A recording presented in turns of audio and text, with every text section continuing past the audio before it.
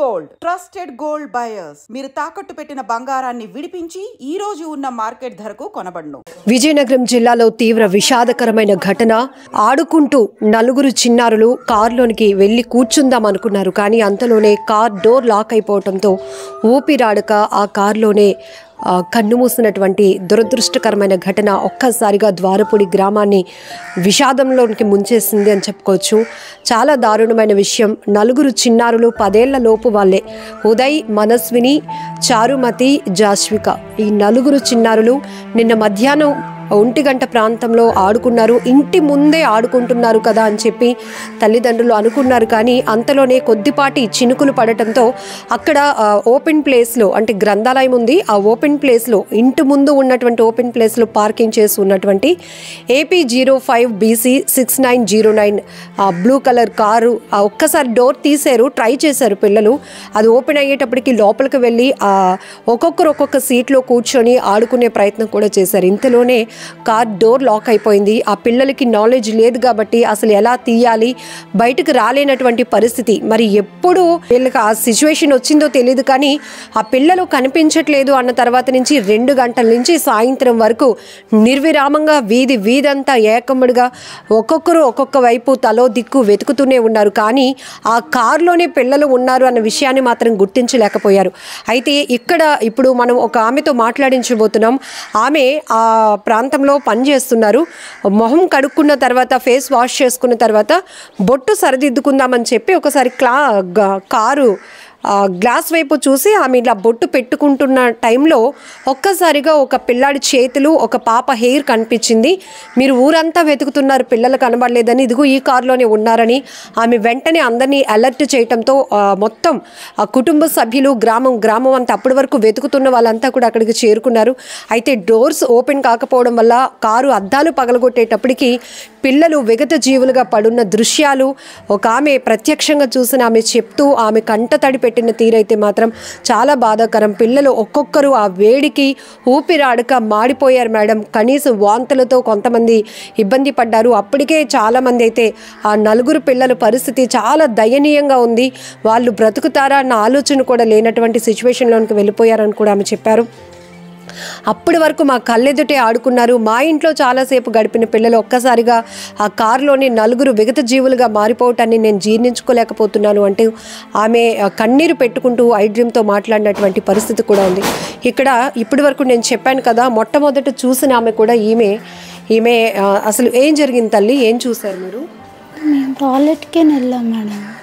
వెళ్ళేసరికి ఎదుర ఒక అతను పని చేస్తుంటే నాకు అది చూస్తే అతను చూస్తున్నారు, మగ అతను కదా అంటే నాకు కొంచెం ఫాస్ట్గా వస్తుంది. అలా ఒంగున్నాను, ఇలా అర్థం కాసి, అంటే ఒంగునైనా ఫాస్ట్గా వెళ్ళిసుకోవచ్చు కదా అతను చూస్తున్నాడు అని. ఇల్లు చూసేటప్పటికి ఒక అమ్మాయి సీట్లో ఉండి కనిపించింది. నేను అలా కొంచెం వెనక్కి వెళ్ళిపోయి, అతను మాయ అవుతారు, మాయ కారులో ఎవరో ఉన్నట్టుగా ఉన్నారు అన్నారు. అంతట్లోకి అందరూ వచ్చి అద్దాలు పగలగొట్టి తీశారు. టైం ఎంత అయి ఉంటుంది ఆ సమయంకి? అప్పుడు మరి టైం అయితే మరి వాళ్ళు తీసే టైమే నేను చూసేది. నేను చూడగానే ఎరగొట్టారు. మరి టైం గట్టయితే చూడలేదు. గ్లాసుల్లో నుంచి కనపడుతున్నారమ్మా పిల్లలు? ఒక్క పాపనే చూసాను నేను, మిగతా వాళ్ళు చూడలేదు. కిడ్నాప్ చేసి తీసుకెళ్ళిపోయారు అనేసరికి నాకు టెన్షన్ వచ్చేసి మా అబ్బాయి కూడా కళ్ళంకి వెళ్ళారు. వాడు కూడా ఎందుకు పంపించానమ్మో, ముందు పిల్లలు కనిపించలేదన్నప్పటికీ ఎవరు కిడ్నాప్ చేశారు అని అనుకున్నారు, అందరూ అనుకుంటున్నారు వీధిలో. అక్కడే నేను కూడా పనికి వెళ్ళాను. తీసుకెళ్ళిపోయారు, కిడ్నాప్ చేసి నలుగురిని ఒకసారి తీసుకెళ్ళిపోయారు అనుకునేసరికి మా అబ్బాయి, ఒక 10 సంవత్సరాల అబ్బాయి ఉందని కళ్ళంకి పంపించాను. అమ్మ నేను మా బాబుని పంపించాను. టెన్షన్ వల్లేనే నాకు ఫాస్ట్గా టాయిలెట్కి వచ్చేసింది. ఆందోళనకి వాటర్ తాగాను. పనికి వెళ్ళాను నేను యాక్చువల్గా. అప్పుడు అటు ఇటు చూస్తే ఆ ఎదురుగుంట పని చేస్తే అక్కడే ఖాళీ ఫేసి, మరి అక్కడ బాత్రూమ్లు గట్ట ఉండవు కదా, కార్ షాట్కని టాయిలెట్కని వెళ్ళేసరికి అందులో కనిపించింది అంతే.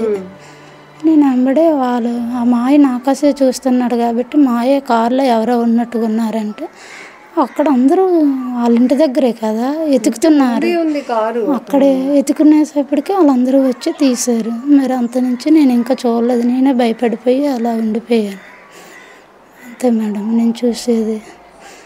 అది చాలా దారుణం. మీరు కూడా ఆ పరిస్థితిలో అక్కడికి వెళ్ళకపోయి ఉంటే కనుక అప్పటికి కూడా ఎవరు వెతుకుతూనే ఉంటాము. ఇంకా మాకు ఆ విషయం అప్పటికి ఈవిడ చెప్పకపోతే మాత్రము మేము తెల్లారి వరకు వెతుకుతూనే ఉంటాము.